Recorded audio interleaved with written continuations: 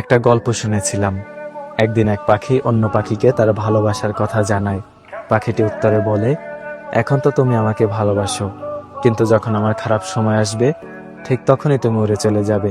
উত্তরে পাখিটি খুবই ব্যথিত হয়ে পড়ে এবং আবেগী হয়ে তার দুটি ডানা কেটে ফেলে। তারপর সে বলে, দেখো, এখন তো আমার কাছে ডানাও নেই, আমি কখনোই তোমাকে ছেড়ে যাব না। তারপর তারা একসাথে জীবন কাটানো শুরু করে। একদিন সবকিছু ভেঙে তুমুল ঝড় আসার সম্ভাবনা দেখা দেয়।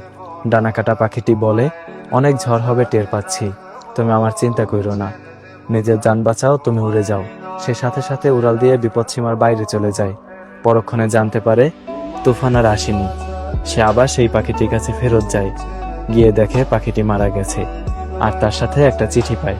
সেখানে লেখা ছিল, যদি তুমি উড়ে যাওয়ার আগে শুধু একটিবার আমাকে বলতে, আমি চলে গেলে তোমার কি হবে, তাহলে হয়তো আমি তুফান আসার আগে কখনোই মরতাম না। এই পৃথিবীতে এমন কিছু মানুষও ঠিক উড়ে যাওয়া পাখির মতো। তারা চায় তাদেরকে কেউ সবটুকু দিয়ে ভালোবাসুক, আর যখন কেউ বাসে তাকে তার বিনিময়ে দেয় এক সমুদ্র পরিমাণে বেদনা। এই মানুষগুলো ওয়াদা হিসেবে শুনতে চায়, কখনো ছেড়ে যাবে না তো, কখনো বদলে যাবে না তো, অথচ একটা সময় পর এরাই ছেড়ে চলে যায়।